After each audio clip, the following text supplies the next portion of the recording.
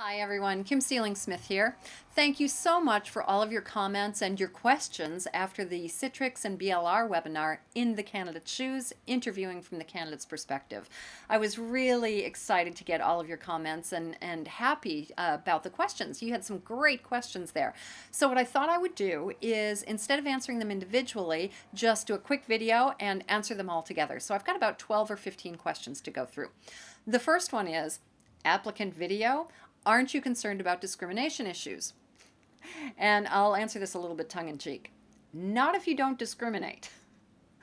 Well, I know what you mean, though. Am I concerned that it will raise some discrimination issues from the candidate's perspective, that they'll complain about that?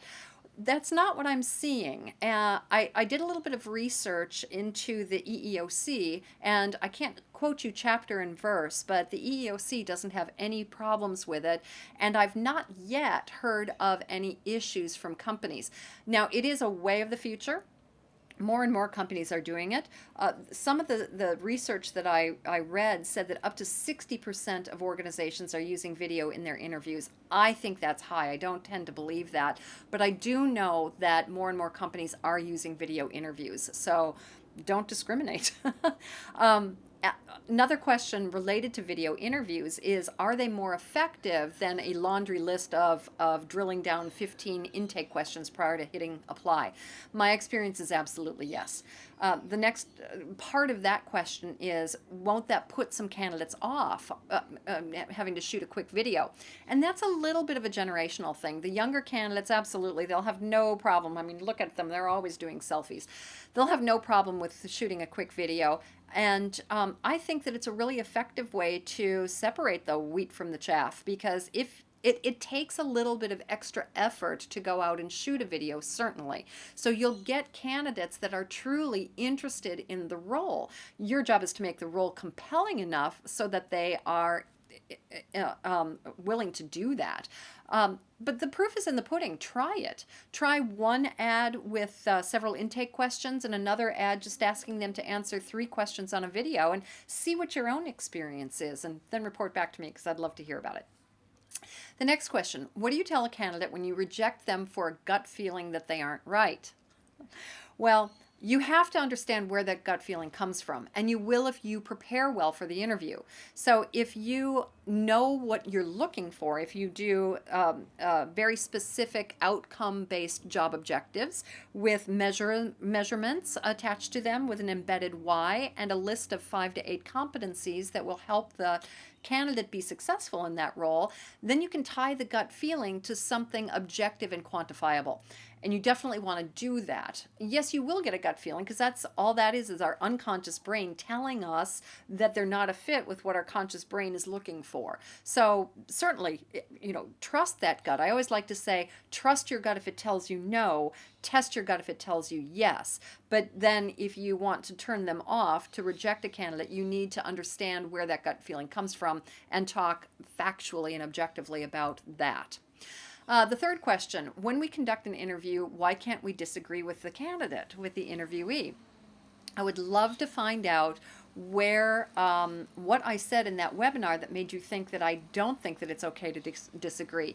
Certainly you will disagree with some candidates. It's only natural. You're going to disagree with people that come to work for you. So you're going to disagree in the interview process, and sometimes it's very appropriate to disagree with them and to correct some misconceptions. So if they come into an interview with some misconceptions about what the role is like or what the company is like, you're going to have to correct that. So as long as you're professional about it, I have no issue at all with you disagreeing with candidates. Do I have a sample of what the best way to say no to candidates is? Yes, honestly. That's my answer. Honestly. You want to be very honest, very factual, very truthful, treat them with dignity and respect, be professional, and if you can, give them something of value that they can use in the future so that they can do a better job next time. If you do this, I guarantee, I have had so much experience with this, I guarantee you'll start getting referrals, and you'll start increasing or enhancing the reputation that you have as an employer. So try it out.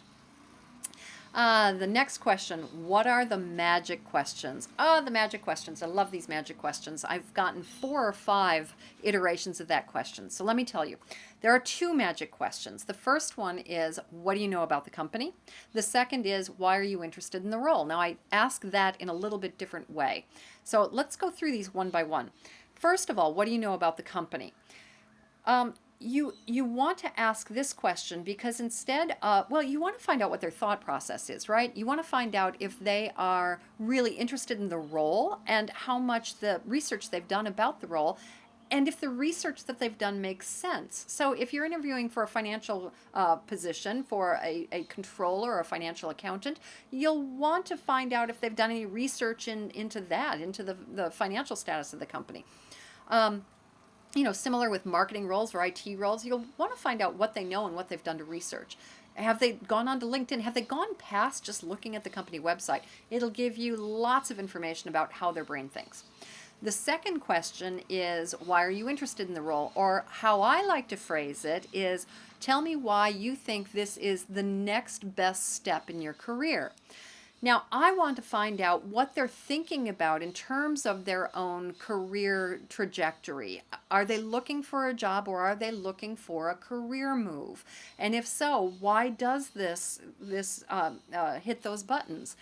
And that's some really valuable information because the interview process is a two-way process. You're not only screening out the bad, but you're wooing the good as well. So you want to do both. You want to gather the information about what they're looking for so that you can sell that to them during the rest of the interview process. Now, when do you ask the magic questions? You ask them at the beginning because you want to establish a benchmark of what they already know so that you can fill in the blanks later. You don't want to waste your time asking, giving information to the candidates that aren't going to be a fit for the role, nor do you want to waste their time by telling them something that they already know because they've researched it. So the last reason for the magic questions is to get you out of, if you're a nervous or an unprepared interviewer, which I know none of you will be after my webinar, but if you are nervous or unprepared, it will get you out of that rut of just starting to talk about the role and talk about the company, and 45 minutes to an hour later, you're still talking and haven't asked them any questions. So the magic questions, and by the way, the reason I call them the magic questions is because it really gets into their thought process. So as a result of that, these magic questions can magically make them go poof off of your short list. That's why I named them the magic questions. Next question. Do you suggest any difference in the interviewing or onboarding processes based on professional versus non-professional or frontline positions, low skill, no skill positions? No, well, yes is the short answer, but not significantly, subtly.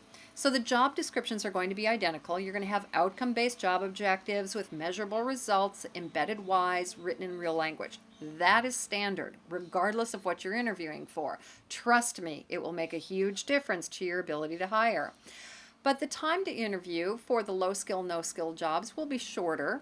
You still want to do 2 interviews and you want to have at least 2 people interview the candidate. So whether it's one person, one interview, the next person, the next interview, or 2 in 2 interviews, it doesn't matter. But you want to have 2 interviews with both and at least 2 people with both. And the types of questions will be fundamentally the same because they'll be behavioral based, or as I like to call them, evidence-based questions, to get them to elicit, to give you examples of specific behaviors that they have done in the past. It's not about what the candidate would do. They know how to answer your questions. It's about what they did do, and getting them to talk about what they've done in the past is a much better indicator of what they will do for you when they're actually on the job. Having said that, though, for the low skill, no skill jobs, I also like the situational questions, getting them to think through real life scenarios. So I tend to seed in a few more of those questions with the lower level, lower skilled interviews than I do with the professional interviews. Next question. I worked for a company that used top grading talent acquisition management and talent acquisition management methodology. That's a mouthful. What are your thoughts on this system? Honestly, I've heard really good things about it, but I have no personal experience, so sorry, I can't be very value add there. Next question. Is it appropriate to leave a message for someone over the phone to let them know that they did not get the job?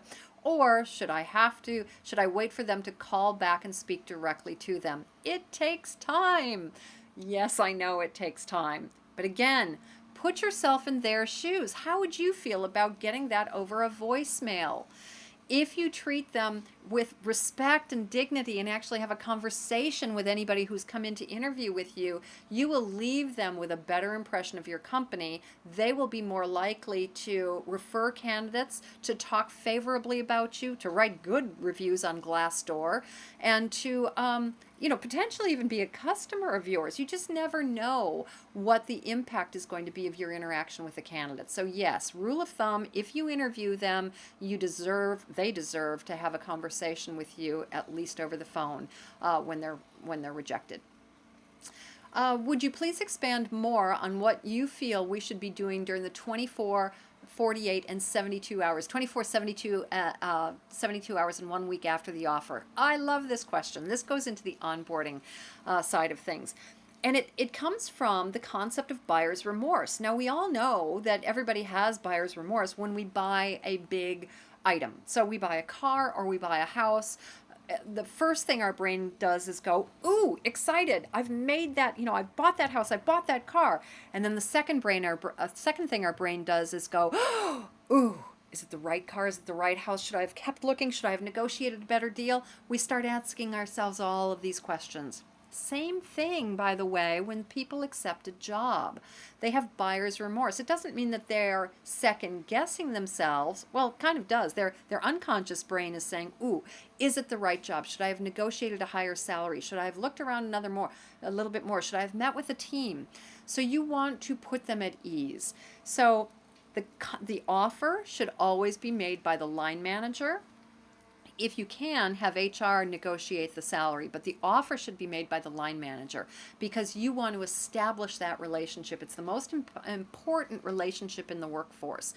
But if you have a company policy that says HR makes the offer, that's fine. Then have line call them and reiterate how excited the manager is to have them join the team. So immediately when they accept the offer, that should be done. And I say immediately within 24 hours.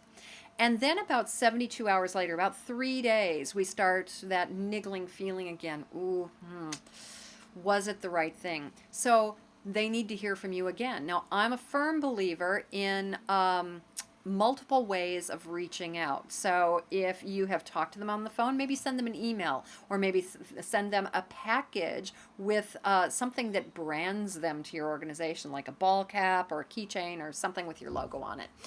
So that's about 72 hours. And then a week later, again, another phone call, and especially in these days where more and more counteroffers are occurring, another phone call, just, do you have any questions? Just wanted to reiterate how excited I am. Paint the picture of what they're going to be doing on the job in the future and how they're going to be adding value.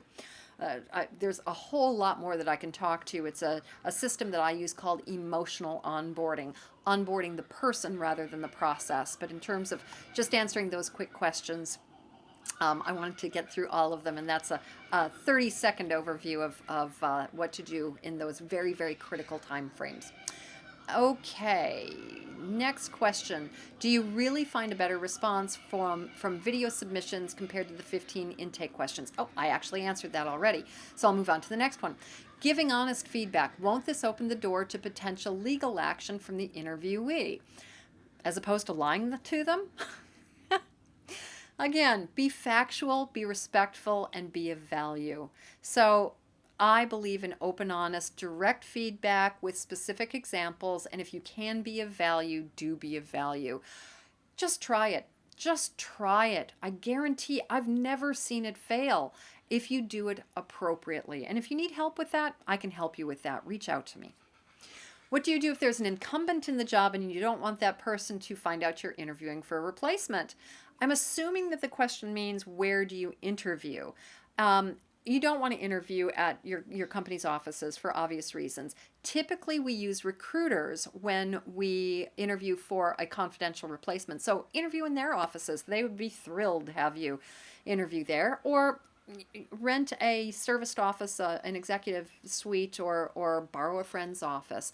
If your question was a little bit different than that, because I interpreted that one, just send it to me and I'll answer that directly. All right, we're getting down to the last few questions. I work for a government contractor and we are limited to how the requirements are listed. Do you have experience with this? I'd say a little. That's not, I don't do a lot of work with government contractors. I do some as well as governmental organizations. And I know that the selection criteria is very, very strict in a lot of organizations. All I can say is do what you can. The way that government contractors and government agencies hire is fairly broken, and we're seeing that. So do what you can. There are organizations that are really embracing these new techniques with quite some success. So do what you can.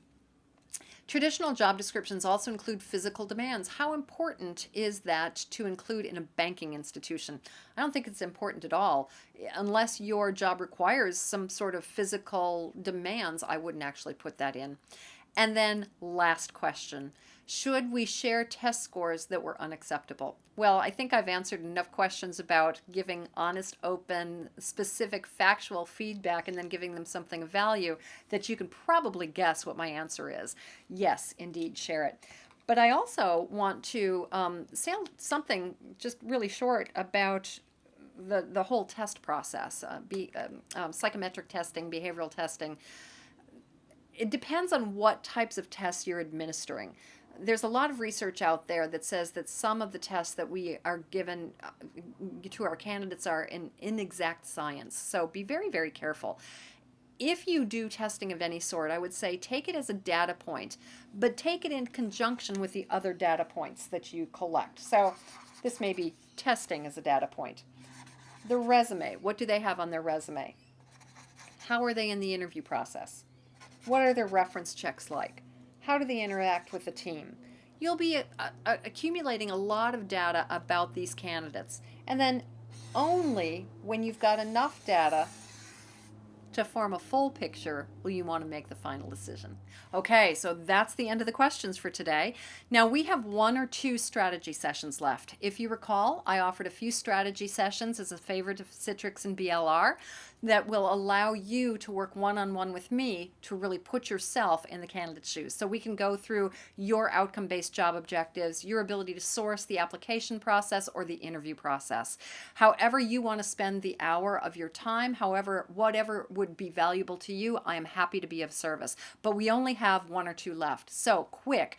Click the link that I've sent you previously, and if you don't find that, email kim@igniteglobal.com. The first 1 or 2, I can't remember how many we actually have, but jump on it, and you might be one of the lucky ones. I look forward to speaking with you soon. Bye-bye.